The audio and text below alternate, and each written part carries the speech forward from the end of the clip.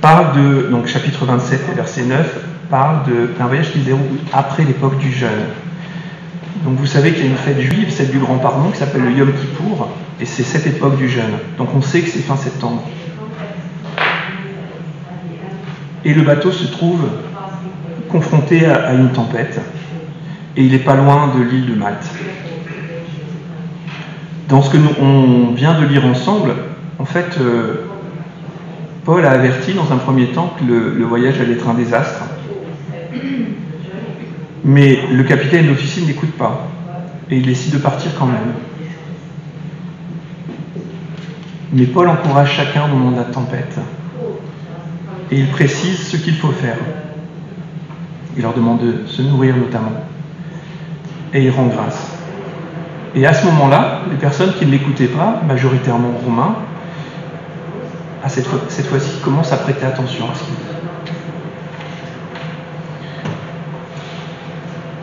Au verset 35, nous disons que Paul commence par remercier Dieu ouvertement devant tout le monde. Puis ensuite, le bateau se brise et les soldats veulent tuer les prisonniers pour les empêcher de s'échapper. Et à ce moment-là, l'officier qui est chargé de la garde de Paul les en empêche. Alors j'aimerais que maintenant on prenne le temps d'étudier trois personnages ensemble et leurs attitudes qui ont eu des conséquences inéluctables. Le roi Hérode Agrippa II, et donc je vous propose de remonter dans les Actes au chapitre 25 et le verset 26. Donc dans Actes chapitre 25 et verset 26.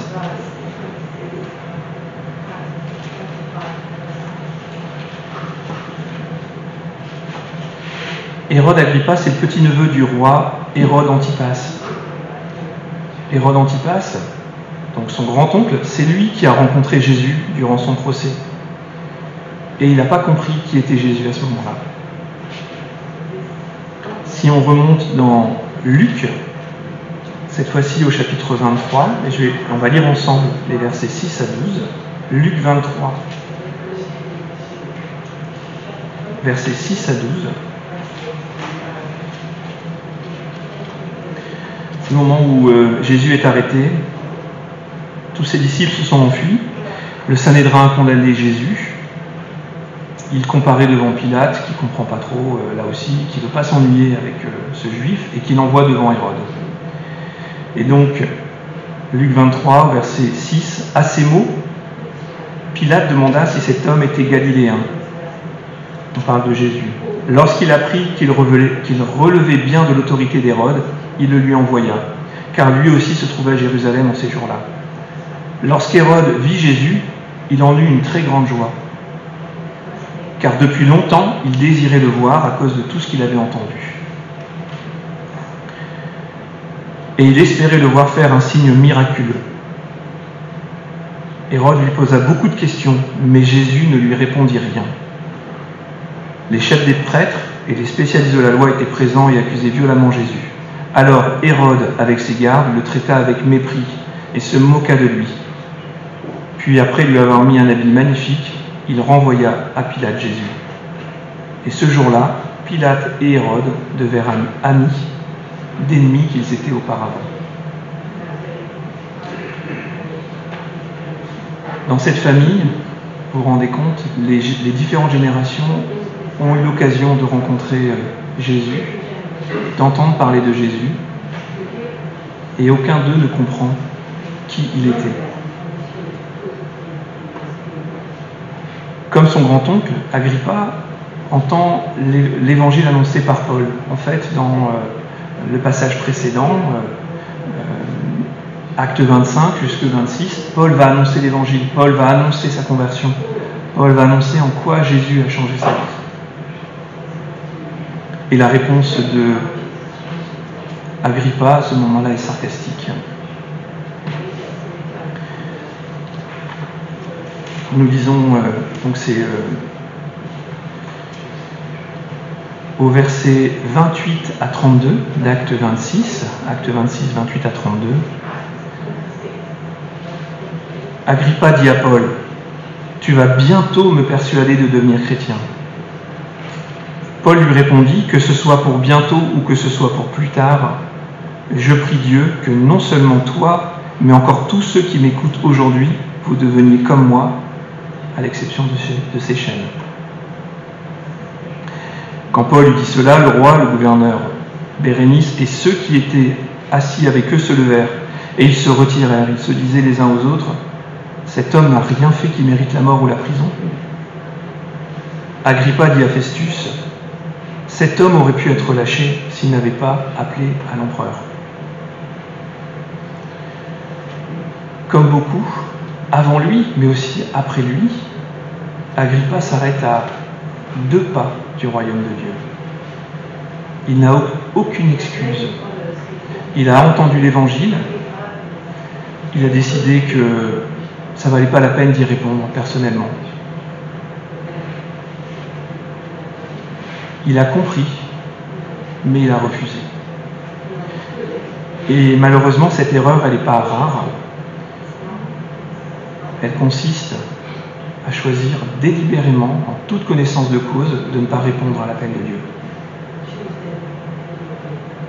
Lui, en tout cas, Agrippa, il n'a pas pris position. Il veut rester en dehors de cette affaire. Il laisse faire. Un autre personnage dans cette histoire, dans ces événements, c'est Julius, un soldat qui observe et qui agit. C'est un officier de cohorte impériale. Alors c'est un peu compliqué, j'ai cherché un peu à savoir combien d'hommes il dirigeait. C'est assez complexe, mais ça peut aller d'une centaine à 1000. Dans un système très militaire romain, les officiers avaient la possibilité d'évoluer dans leurs responsabilités. Et là, au minimum, en tout cas, c'est un chef de cohorte à la tête d'au moins une centaine d'hommes, voire plus. Il a une mission, c'est un soldat, surveiller Paul, et le mener à bon port pour qu'il soit jugé. Vous savez qu'à cette époque, la fuite d'un prisonnier pouvait entraîner la mort de celui qui devait le garder. Nous ne le lirons pas, mais on se souvient que dans Actes, cette fois-ci au chapitre 16 et les versets 27, Paul et Silas sont dans la ville de Philippe, ils sont gardés dans une prison, et Dieu intervient, il prie, il loue, ils ont été torturés, mais ils sont dans l'adoration, et la prison tremble, s'effondre, et le gardien de prison, quand il arrive, estime que les prisonniers se sont échappés, et veut se donner la mort. Et Paul l'appelle en disant « Ne te fais pas de mal, nous sommes là, il ne t'arrivera rien. » Julius, il a cette mission, surveiller Paul, l'amener à bon port, donc il peut en coûter sa vie. Le contact soutenu avec l'apôtre Paul semble le conduire à éprouver du respect pour lui. On voit en fait dans ce chapitre qu'il lui accorde de la confiance, même une certaine liberté. À certains moments, il va le laisser aller voir des proches. Puis arrive le moment où il doit prendre une décision. Les prisonniers vont être libérés, ils risquent de s'échapper. Et dans ces cas-là, il vaut mieux les mettre à mort, puisque sinon c'est sa propre vie qu'on met en danger. Il observe Paul, et il agit, et il le protège. Troisième personnage, l'apôtre Paul, un disciple qui écoute et qui obéit. Ce voyage à Rome, en fait, Dieu lui avait promis et lui avait annoncé qu'il partirait. Si nous remontons toujours dans les Actes des Apôtres, cette fois-ci au chapitre 23, Acte 23, verset 11.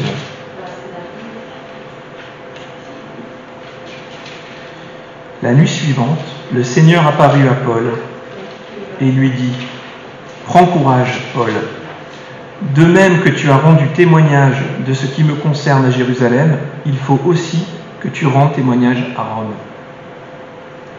Alors entre le moment où cette promesse de Dieu à Paul a été faite et le moment où Paul se dirige vers Rome, il se passe 2 ans.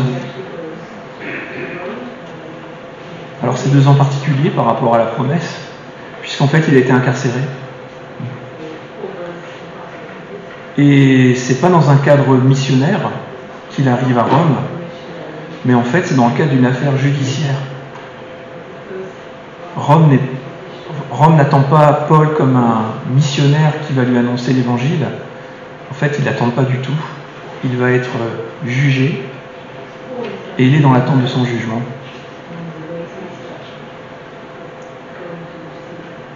C'est un périple vers Rome qui va être parsemé d'embûches. C'est pas fini. Si on continue la lecture, on verra qu'il va être mordu par un serpent.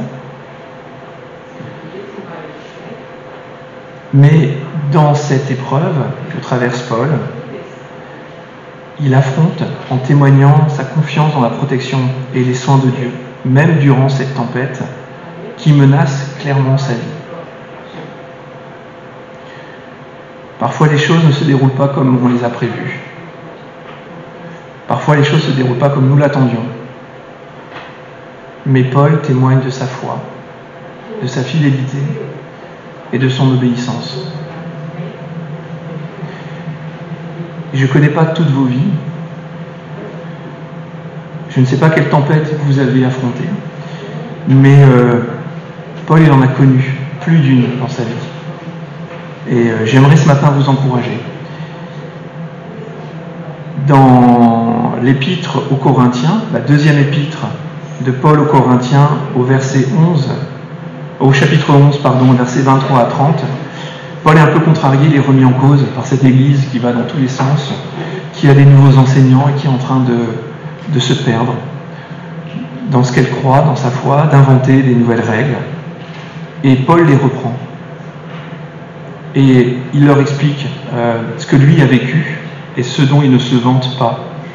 Je vous propose de le lire ensemble. Dans 2 Corinthiens, nous allons au chapitre 11 et nous lirons les versets 23 à 30.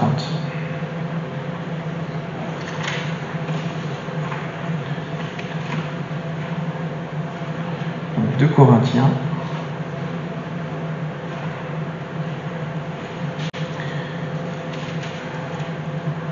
Chapitre 23.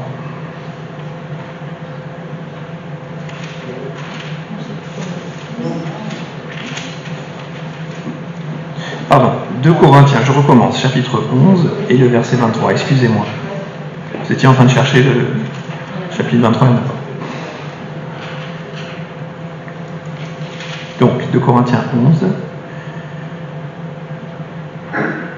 au verset 23. Ils sont serviteurs de Christ, je parle comme un fou, je le suis plus encore. J'ai bien plus connu les travaux pénibles, infiniment plus les coups, bien plus encore les emprisonnements, et j'ai souvent été en danger de mort. 5 fois j'ai reçu des Juifs les 40 coups moins 1. Je fais juste une petite pause. Vous savez, l'homme parfois dans sa cruauté avait estimé qu'en fait la peine de mort c'est 40 coups. 40 coups de fouet, on meurt. Donc, si on voulait laisser une infime chance, on faisait 39 coups de fouet. Paul a été plusieurs fois, 5 fois, il a reçu ces coups de fouet qui auraient pu entraîner sa mort. 3 fois j'ai été fouetté, 1 fois j'ai été lapidé, 3 fois j'ai fait naufrage. J'ai passé 1 jour et 1 nuit dans la mer. Fréquemment en voyage, j'ai été en danger sur les fleuves, en danger de la part des brigands, en danger de la part de mes compatriotes, en danger de la part des non-juifs, en danger dans les villes, en danger dans les déserts, en danger sur la mer, en danger parmi les prétendus frères. J'ai connu le travail et la peine. J'ai été exposé à de nombreuses privations de sommeil, à la faim, à la soif, à de nombreux jeûnes, au froid et au dénuement. Et sans parler du reste, je suis assailli chaque jour par le souci que j'ai de toutes les églises. Qui est faible sans que je sois faible? Qui vient à tomber sans que je brûle? S'il faut se vanter, c'est de ma faiblesse que je me vanterai. Dieu qui est le Père du Seigneur Jésus-Christ et qui est béni éternellement, sait que je ne mens pas. Un homme qui a été confronté à bien des périls, mais qui a mené la mission qui lui était donnée. Et cette confiance lui permet, au milieu de cette tempête, d'encourager les gardiens de leur donner un témoignage clair de sa foi. Et il poursuivra sa mission à Rome comme Dieu lui a promis.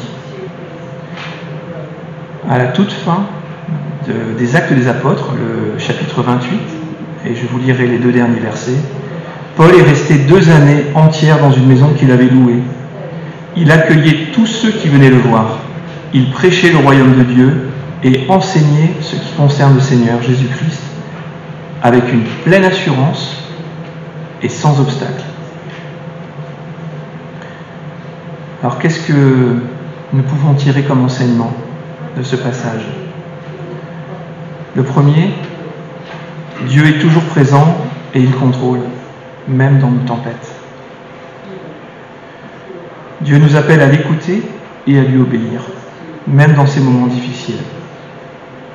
Nous pouvons puiser courage et espoir dans la certitude qu'il est avec nous et qu'il prend soin de nous. Qu'il est difficile parfois de lui laisser le contrôle dans ces moments-là. Et comment nous sommes tentés régulièrement de dire « je vais m'en occuper ». Deuxième enseignement. Même si nous passons par des moments compliqués et difficiles, nous pouvons être une source d'encouragement pour ceux qui nous entourent et rendre témoignage de notre foi. Et combien d'entre vous dans cette église ont été un encouragement pour moi dans ces moments difficiles que vous avez pu vivre et dont j'ai été témoin? Souvenons-nous que Dieu agit et que Dieu nous utilise même dans ces moments-là. Alors, je ne suis pas prisonnier d'un gouvernement étranger. Je ne me trouve pas en pleine mer. J'en ai une peur panique, moi, de la mer. Je ne suis pas au milieu d'une tempête. Mais parfois, je rencontre des situations difficiles. Et je peux prendre l'exemple et m'appuyer sur la vie de Paul et de son attitude dans cette situation de crise. Paul est resté calme, il a donné des conseils, il a encouragé son entourage et il s'est posé en exemple d'un disciple du Christ. En ce qui me concerne, moi j'ai tendance à me mettre en colère contre ceux que j'estime m'accuser à tort. Ou alors, quand j'ai le sentiment qu'on veut m'imposer sa volonté. C'est quelque chose qui est difficile pour moi. Mais je pense que Dieu m'appelle à être patient, à être un peu plus compréhensif. Et la manière dont je communique, ça peut être un témoignage pour Christ, ou ça peut ne pas être un témoignage. Lorsque je dois défendre ma cause, j'ai besoin de rester calme, confiant, et dans une attitude positive, constructive, sans me montrer négatif ou agressif, au risque de diviser. J'aimerais vous encourager ce matin et j'aimerais nous encourager à poursuivre notre chemin ensemble, parce que c'est à ça que Dieu nous appelle. Souvenons-nous qu'il y a une grande différence entre connaître la parole de Dieu et faire sa volonté. Un terme qui est de plus en plus dur à utiliser et à entendre, obéir. Quand nous entrons dans une démarche d'application de la parole de Dieu, alors demandons-nous, est-ce que je suis en train de lui obéir? Est-ce que je suis en train de faire ce que Dieu veut que je fasse? Et alors sachons honnêtement faire cette évaluation en regardant la parole de Dieu et en cherchant à l'appliquer. Mettre la Bible en pratique, ça commence par nous, pas par les autres, par nous. Et surtout, ça commence maintenant. Je vous propose de conclure par ce passage qui se trouve dans l'épître de Jacques, chapitre 1 et les versets 22 à 25. Jacques, chapitre 1, versets 22 à 25. Mettez en pratique la parole. Ne vous contentez pas de l'écouter en vous trompant vous-même par de faux raisonnements. En effet, quelqu'un qui écoute la parole et ne la met pas en pratique, il ressemble à un homme qui regarde son visage dans un miroir et qui, après s'être observé, s'en va et oublie aussitôt comment il était. Mais celui qui a plongé les regards dans la loi parfaite, la loi de la liberté, et qui a persévéré, Celui qui n'a pas oublié ce qu'il a entendu, mais qui se met au travail, celui-là sera heureux dans son activité. Je vous propose de terminer ce moment par la prière.